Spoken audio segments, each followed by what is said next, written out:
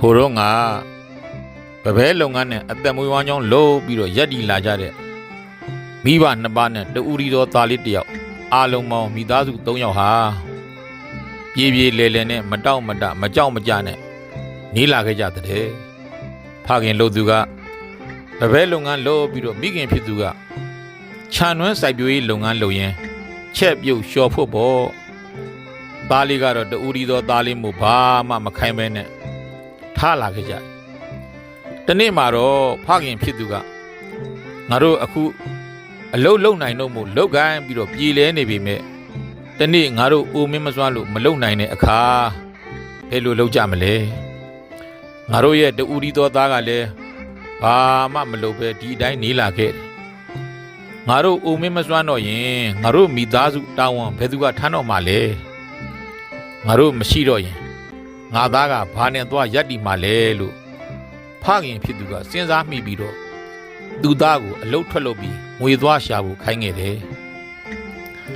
သားကလည်းလှုပ်ရှားမရှိတော့အလုတ်မလုပ်ချင်းမိခင်ဖြစ်သူကလည်းသူသားကိုမလှုပ်စေခြင်းပါဘူးဒါပေမဲ့လေဖခင်ရဲ့စကားကိုဘယ်သူမှမလွန်ဆန်ရဲတော့မိခင်ဖြစ်သူကသူသားကိုငွေတင်းပြားလေးတစ်ပြားပေးလိုက်ပြီးတော့သားသွားအပြင်မှာသွားနေညနေကျမှအလုတ်ကပြန်လာတယ်ဆိုပြီးတော့ဒီငွေတင်းပြားလေးကိုသားအဖေအပ်လိုက်ဆိုပြီးသားကိုငွေတင်းပြားလေးကိုပေးလိုက်ပြီးတော့လွှတ်လိုက်တယ်သားကလည်းတနေ့ကုန်ရှောက်လဲပြီးညနေကျမိခင်ပေးလိုက်တဲ့ငွေတင်းပြားလေးကိုသူအလုတ်လို့ရလာတဲ့ပုံစံနဲ့ဖခင်လက်ထဲကိုထည့်လိုက်တယ်ဖခင်ဖြစ်သူကငွေတင်းပြားလေးကိုကိုဘက်ဒီဘက်အပြန်မြန်လှမ်းကြည့်နမ်းကြည့်လှုပ်ပြီးတော့ဗဘဲဘူးတဲ့ပြစ်ထည့်လိုက်တဲ့သားလုပ်တဲ့သူကလည်းဘာမှမဖြစ်ပါဘူးဒီတိုင်းကြည့်နေခဲ့ဒီတော့ဖခင်ဖြစ်သူကဒီတင်းကားပြဟာမင်းအလုပ်လုပ်လို့ရလာတဲ့ငွေမဟုတ်ဘူး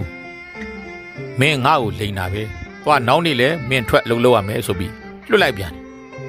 မိခင်ဖြစ်သူကလည်းသူသားကိုတင်းကားတစ်ပြားပေးလိုက်ပြီးတော့အရင်ကနေလိုပါပဲလွှတ်လိုက်ပြန်ညနေပြန်လာရင်တော့အလုပ်လုပ်လာတဲ့ပုံစံဖြစ်အောင်ချွေးရီတန်တွေဖြစ်လာအောင်လှုပ်လာခဲ့လို့မိခင်ကသားကိုမှားလွှတ်လိုက်တယ်နောက်နေ့လဲအရင်နေ့လိုပါပဲထူးတာဆိုလို့ချွေးတွေဖုန်တွေလူလာလို့အလုတ်လှုပ်လာဟန်ရှိပေမဲ့ငွေတင်းကားပြားကိုဖခင်လက်ထဲထည့်လိုက်တဲ့အခါဖခင်ကအပြန်ပြန်လန်းလန်းကြည့်ငွေတင်းကားပြားလေးကိုနမ်းကြည့်ပြီးတော့ဘဘဲဘူတဲ့ပြစ်ထည့်လိုက်ပြန်တယ်ဒီတော့လေသားဖြစ်တဲ့သူကလည်းဘာမှမဖြစ်ပါဒီတော့ဖခင်ကမင်းငါ့ကိုလိမ်မြန်ပြီဒီနေ့လဲမင်းအလုတ်လှုပ်လာတာမဟုတ်ဘူးဒီနေ့နောက်ဆုံးနေ့ဖြစ်ပါစေနောက်နေ့တွေမင်းငါ့ကိုလိမ်ရင်ငါသီးခံမှာမဟုတ်တော့ဘူးလို့ပြောလိုက်တဲ့မိခင်ရောသားပါလန့်သွားခဲ့မိခင်ကလည်းနောက်နေ့မှာတော့ငွေတင်းကမပေးရတော့ဘူးသူသားကိုမင်းအဖေကသားအလုတ်လုပ်ဖို့ကိုရှော့မှာမဟုတ်တော့ဘူးဒီတော့သားအလုတ်ကိုစူးစမ်းလုပ်ခဲ့ငွေတွေကိုရအောင်စုခဲ့လို့မိခင်ကလည်းမှားလိုက်တယ်သားဖြစ်သူကလည်းအိမ်ကနေထွက်သွားပြီးတော့အလုတ်ကိုစူးစမ်းလုပ်ကင်ခဲ့တယ်ငွေတွေစုခဲ့နှစ်ပတ်လောက်ရှိတဲ့အခါမှာတော့အိမ်ကိုပြန်လာပြီးတော့ငွေတင်းကားပြားလေးကိုဖခင်ကိုအပ်လိုက်တယ်ဖခင်ဖြစ်သူကလည်းလက်ထဲကငွေတင်းကားပြားလေးကိုအပြန်မြန်အလှန်လှန်ကြည့်နမ်းကြည့်နောက်သားဖြစ်သူကလည်းဖခင်လက်ထဲကသူအပ်လိုက်တဲ့ငွေတင်းပြားလေးကိုသေချာစိုက်ကြည့်နေခဲ့ဒီအချိန်မှာဖခင်ဖြစ်သူကငွေတင်းကားပြားတွေကိုမိဖို့တဲ့ပြစ်ထဲမဲ့လို့တော့သားဖြစ်သူကပြာကြီးပြာနဲ့ဖခင်လက်ကိုဆွဲထားပြီးတော့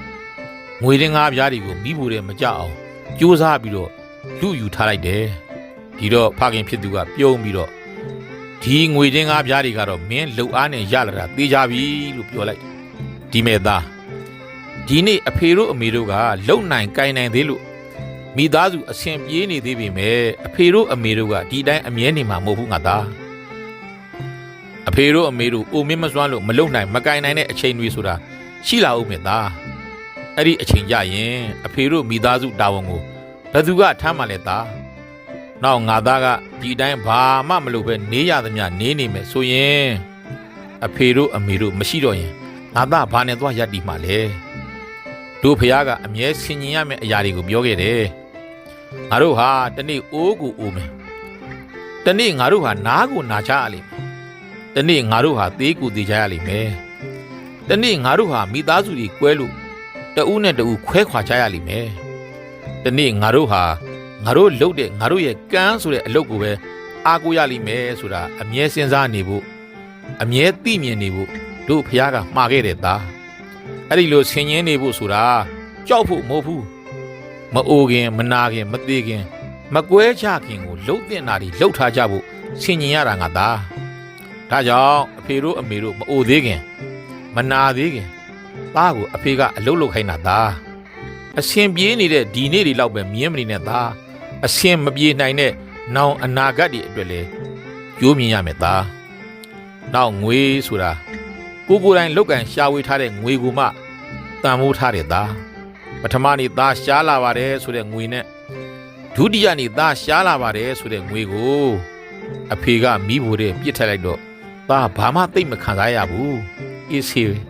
အဲ့ဒါသားကိုယ်တိုင်ရှားထားလို့ရတဲ့ငွေမဟုတ်လို့သားမှာနှစ်မျိုးအမှန်တန်ဖိုးထားမှမသိတာသားဟောဒီနေ့သားပင်ပင်ပန်းပန်းနဲ့ရှားလာတဲ့ငွေကိုအဖေကမိဖို့တဲ့ထဲ့မယ်လှုပ်တော့သားအတင်းလူခဲ့တယ်မဟုတ်လားအဲ့ဒါသားကိုယ်တိုင်ရှားလာခဲ့တဲ့ငွေဖြစ်လို့တန်ဖိုးထားရကောင်းမှသိလာတာသားဒါဟာကိုယ်တိုင်အလုတ်လုတ်ငွေရှာခြင်းရဲ့အကျိုးကျေးဇူးပဲအလုတ်လုတ်တက်လာမယ်အလုတ်ကိုလုတ်ချင်လာမယ်အလုတ်လုတ်လို့ရလာတဲ့ငွေကိုတန်ဖိုးထားမှသိလာငွေရှာရတာမလွယ်ဘူးဆိုတာနားလည်ပြီးတော့ငွေတန်ဖိုးကိုသိမြင်လာမယ်ဒါအလုတ်လုတ်ငွေရှာရခြင်းရဲ့တန်ဖိုးတွေပဲသားကိုယ်တိုင်အလုတ်လုတ်ငွေမရှာပဲမိဘလှုပ်စားထိုင်သုံးနေတဲ့သားသမီးတွေဟာအလုတ်လုတ်ချင်စိတ်လည်းမရှိကြဘူးမိဘစီလက်ဖြန့်တောင်းနေတဲ့ငွေကရလာတော့ငွေရဲ့တန်ဖိုးကိုလည်းမသိကြဘူးငွေကိုလည်းတန်ဖိုးမထားအလုတ်ကလည်းမရှိနဲ့စိတ်အားလူအားနဲ့လမ်းသလားပြီးတော့ဖြုံသုံးနေကြတော့သူတို့ရဲ့အနာဂတ်ဟာဘယ်တော့မှตาကောင်းရတနာဆိုတာဖြစ်လာမှာမဟုတ်ဘူးသားပြောဆိုဆုံးမခဲ့တယ်ဖခင်ကမိခင်ဖြစ်သူကလည်းဘေးကနေပြုံးလို့သားဖြစ်သူကလည်းလက်ယုံနေတင်းလို့ပေါ့ဖခင်ဖြစ်သူလည်းနောင်ရည်အတွက်စိတ်အေးသွားတဲ့ခံစားမှုတွေနဲ့ကျေနပ်လို့ပေါ့